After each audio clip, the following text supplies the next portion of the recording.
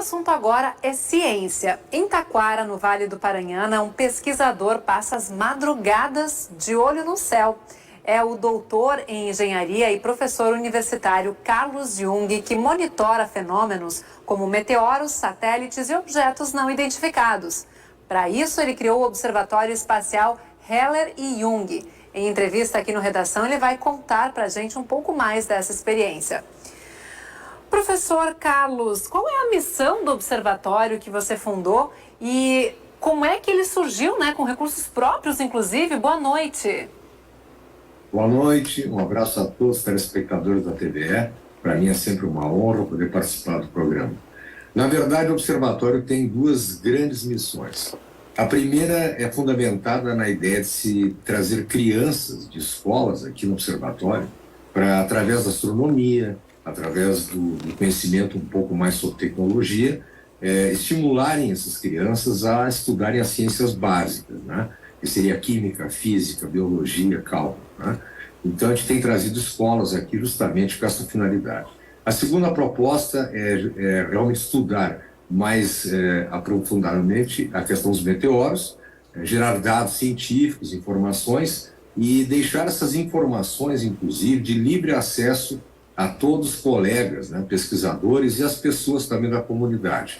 Então, a gente gera muita informação, gera imagens, gera vídeos, né, e essa quantidade toda de dados, ela tem ajudado muito a nós desenvolvermos novas pesquisas na área justamente do registro e análise de meteoros. Em especial também a gente faz registros de raios aqui no observatório. Pois é, eu vi que vocês têm na estrutura aí 8 câmeras, 24 horas por dia, 20 câmeras noturnas, estação meteorológica. Inclusive, vamos mostrar em seguida algumas das imagens que são captadas com esses equipamentos. Mas conta pra gente, o Rio Grande do Sul registra muitos fenômenos como o de meteoros, por exemplo. O que é mais comum aqui no estado? Na verdade, o fenômeno do meteoro, né, que é um meteoroide que entra na atmosfera, entra num processo de ablação, então existe toda aquela queima, né? Aquela luz, então é um meteoro, né? Depois chegando ao chão, um meteorito, é bem comum, né? Para vocês terem uma ideia, no ano passado, 2021, eu registrei aqui no observatório mais de 22 mil meteoros. O que normalmente causa mais atenção às pessoas são aqueles meteoros de elevada magnitude, né? Que é um brilho maior e que são também um tamanho maior. São mais raros, né? Acontece muito pouco. A gente registrou aí um grande meteoro superbólico, né? No ano de 2020, ele tem, para vocês terem uma ideia, no momento que ele ingressou na nossa atmosfera, 9 toneladas, né? E um diâmetro aproximado de 1,70 m, então tamanho de um veículo, né? E agora, há pouco tempo, agora uma semana, a gente registrou mais um, né? Que foi em 2022, que inclusive ele se extinguiu sobre a região lá da cidade de Erechim, aqui no Rio Grande do Sul. Tá? Então a gente, claro, registra esses tipos de fenômenos, as pessoas se assustam também um pouco, né? Porque realmente existe, claro, um risco, né? A gente não tem como prever esses meteoroides menores que entram na nossa atmosfera, né? Um tamanho de 1 metro, um pouco menos, né?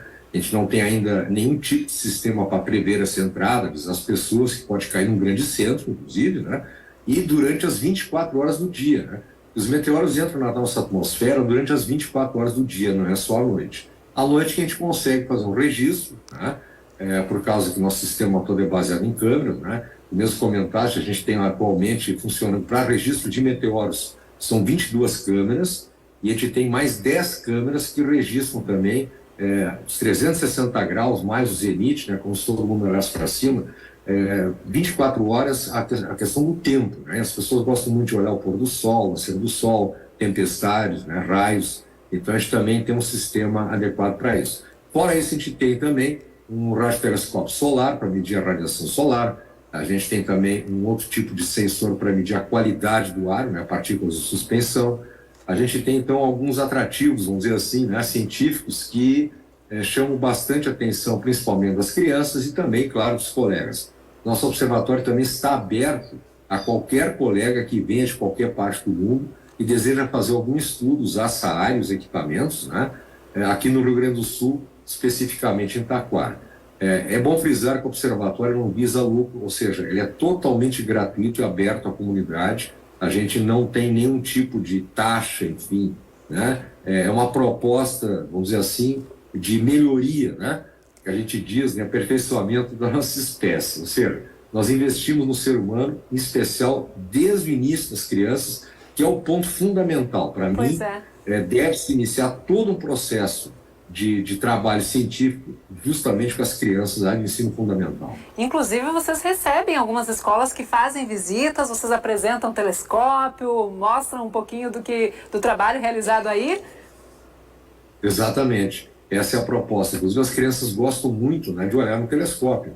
A gente tem, evidentemente, equipamentos de alta tecnologia aqui, né, que a gente gosta de demonstrar, né, como é que é feito o registro, a análise, para mostrar justamente a importância, né, do estudo da física, do estudo da matemática, que às vezes pode parecer não muito atrativo, né, para as crianças, mas talvez é porque também não tem um estímulo adequado, né? Às vezes não recebem aquele estímulo adequado e passa, às vezes, a matemática sendo aí um problema. Mas, na verdade, sem matemática, sem física, sem química, né, a própria biologia, nós não teríamos, vamos dizer assim, condições nenhumas hoje de tentar entender um pouco mais do nosso universo e da nossa própria origem, que é uma coisa muito curiosa, vamos dizer assim, que todas as pessoas querem saber, né? Agora, professor, para quem acompanha aí os efeitos, os fenômenos que aparecem nos nossos céus, gostaria de perguntar se o senhor acredita na existência de OVNIs, vida extraterrestre. Como é que essas perguntas chegam até você? Como é que você explica aí as investigações sobre essas possibilidades? É uma pergunta, inclusive, feita que, assim, quase diariamente, né? As pessoas têm muita curiosidade sobre isso, né? E eu sempre digo o seguinte, eu como cientista, na verdade, hoje a gente não pode dizer, ao menos pensamento científico moderno, né, se existe ou não até termos alguma evidência, né, que a gente consiga analisar e ver se realmente, né, aquilo pode existir. Mas também, fenômenos que a gente não consegue explicar não quer dizer que não existam. Tá? Obviamente que seria muita pretensão nossa, né, dos seres humanos, de achar que nós seríamos os únicos existentes no universo. A gente não conhece nem o tamanho ainda disso, né? A gente agora está descobrindo com os novos telescópios, né, alguns dados novos, né, e tem muita surpresa acontecendo. Então, evidentemente, inclusive depois da divulgação do vídeo esse feito pela Marinha Americana, né, onde é que foram lá, os jatos detectaram possíveis sondas, né, que não são de natureza terrestre, possivelmente pelas características, eu acho que esse assunto já está até comprovado, né? Mas a gente segue aqui no observatório, são 6 anos de trabalho, a gente iniciou a montagem em 2016, faz 2 anos agora que a gente está basicamente com a capacidade total implantada, segue tentando fazer esse tipo de registro. Né? Até o momento, posso dizer que infelizmente a gente não fez nenhum registro dessa natureza, mas a gente vai ser os primeiros a divulgar, como eu digo, a gente tem um trabalho independente, a gente não depende de nenhum órgão estatal, né? É um investimento totalmente privado. Agora, uma coisa interessante... Obrigada, professor. Bem? Muito obrigada pela sua entrevista. Rapidamente, pode concluir. Eu gostaria só de fazer um comentário, porque às vezes as pessoas ficam muito intrigadas, né? Justamente assim, mas por que eles não descem?